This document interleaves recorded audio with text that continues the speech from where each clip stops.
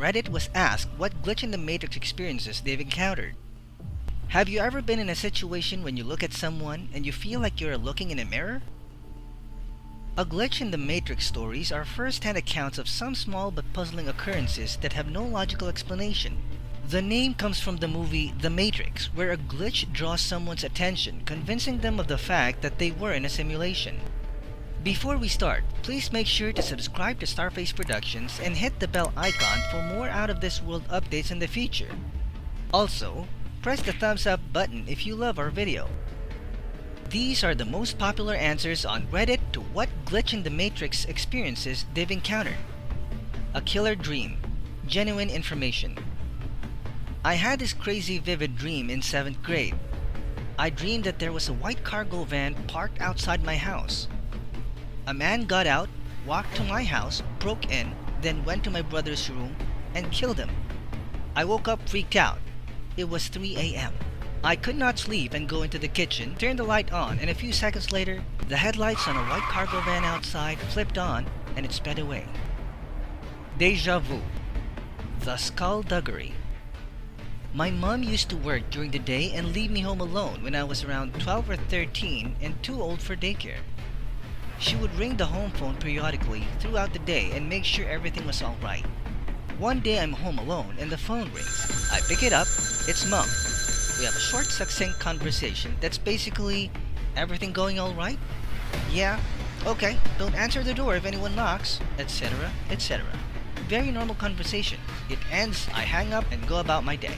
Not even 15 minutes later, the phone rings again. I pick up, and it's Mom again. We exchange hellos and I jokingly say, "Must be a slow day, you just rang me." And Mom goes very quiet for a minute and then says, "I haven't called you today."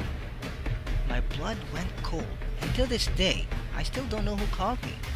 We came up with a secret password after that. And here is a similar story, came from the Bronze Bear.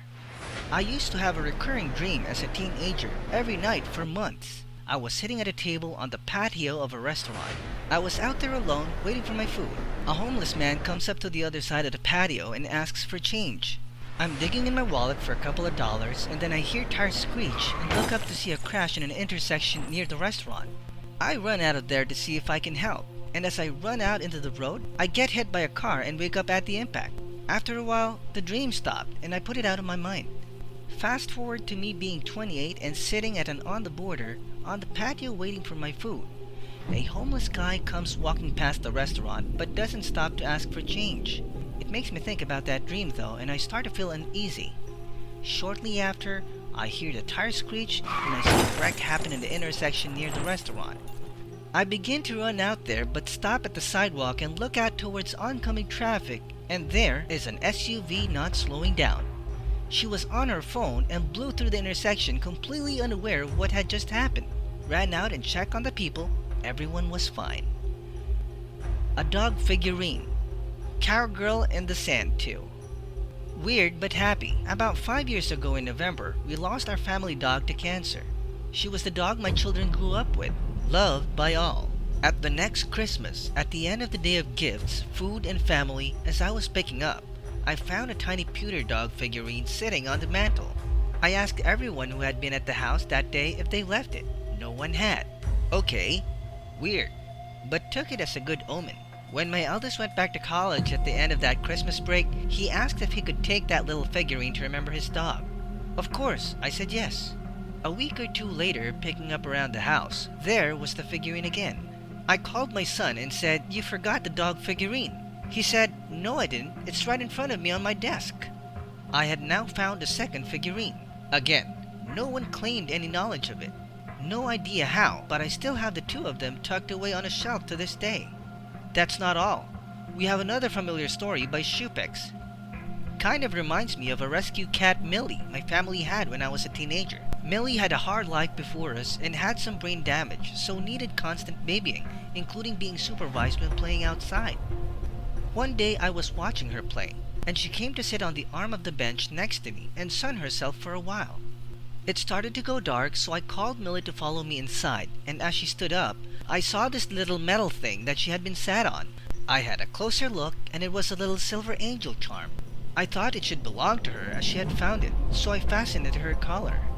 That angel was with her on her collar until she passed last year. A while after she passed, my mom wanted to adopt another cat and was going through the old RSPCA files from her previous rescues when she came across Millie's file. It had all her details, markings, date of birth, health conditions, and her previous name on the top of the page, Angel. The reason it's so weird is that the angel charm that Millie had seemingly fabricated out of nowhere when I had found it, it didn't belong to me or anyone we knew and was found under Millie in our securely enclosed back garden. Millie also had a particular hatred for Buddha, seeking out my mom's statues of him and throwing up on them, decapitating them, throwing them down the stairs and shattering them. But that's another story. A Lost Friend. Battle Narwhal 53. Not my story, but my grandpa's. So he served in the Navy and hadn't come home for 5 years. He finally got to go home, and on his way, he saw his old friend, let's call him Wally. Wally was getting on his normal bus, and my grandpa shouted hi to him, but Wally didn't respond. But he didn't think much of it, seeing how Wally didn't have the best hearing. Wally got on his bus and looked my grandpa in the eye as the bus drove away. Later, after he got home and was talking to his dad, he asked him how Wally was doing and told his dad about how he saw him earlier. His dad was silent for a minute and asked him if he was sure he saw Wally. My grandpa said yes, and his dad replied, Wally died 6 months ago. Oh Grandpa, SM127. I shared this a few years ago when this question was asked last time, and didn't really realize how glitchy in the matrix it was until people started commenting, haha. In college, I took a hard news, soft news journalism class where one of the assignments was to write an obituary for one of my grandparents. The professor told us to write it on a deceased grandparent, but if all of your grandparents were still alive, we had to choose one. In my case, all of my grandparents were alive. I procrastinated actually doing the assignment until the night before it was due because it seemed like a morbid assignment, especially once all of my grandparents were still alive. Scramming for an easy grandparent to write about, I gave my mom a call and asked her for some basic biographical information about my maternal grandfather. As we were talking about my grandpa's career, my mom couldn't recall the name of one of the companies he worked at. She lectured me about waiting until the last minute to write the assignment because it was late, 10:30 p.m. my grandpa's time. However, she said she would give him a call to see if he was still awake and be able to answer the question once my assignment was due the following morning. When my mom called my grandpa answered the phone in a panic. My grandma frantically explained that the paramedics had just arrived and were performing CPR on my grandpa because he had stopped breathing and lost consciousness. My mom was able to stay on the phone with my grandma until they took my grandpa to the hospital where he was declared dead. In the time my mom and I had been talking on the phone about my grandpa's obituary, he was dying. His death was entirely unexpected at that. Although he was in his 80s, he was the healthiest of my grandparents at the time. We ended up using the obituary I wrote for that writing assignment as his actual obituary. Still freaks me out when I think about the timing. Coincidence? Friendship wins. This summer, I bought my girlfriend a last-minute birthday trip to go kayaking around the San Juan Islands off the Washington state coasts.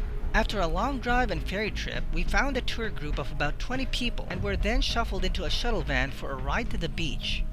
Now, my girlfriend has a unique name similar to the name of a famous painter. Let's say it's Rebecca Warhol, just for fun. It's not. She's a little ray of sunshine and started chatting with the middle-aged woman sitting next to her on the shuttle as we waited to leave. The woman noted that she had always loved the name Rebecca as it was her mother's name. They made pleasant small talk in the van until the tour guide passed around the sign-in sheet for all of us to fill out. That's when things got strange. My girlfriend wrote her full name on the sheet and passed it on to the woman, who immediately shouted, "Oh my God!" and started crying. After a few minutes of total confusion, she told us Rebecca Warhol was my mother's full name and these islands were her favorite place in the world. She passed away this summer from cancer and we've traveled hundreds of miles to spread her ashes here. We were stunned. I literally picked a random date, time, and tour company, and then we were split into the same group as this woman, and my girlfriend was sitting right next to her on the shuttle. What the hell? She continued by saying, my daughter told us that Nana Rebecca would be with us on this trip, and I didn't believe it until now. It was the most unbelievable coincidence we had ever experienced, and has totally convinced me that there's more to this world than we think. As my brother later said, the universe winked at us that day. Have you experienced something so bizarre and out of this world that is unexplainable? Share your stories below. Maybe you also went through a glitch in the Matrix. Don't forget to subscribe to Starface Productions, hit the bell icon, and give our video a thumbs up. Till the next video.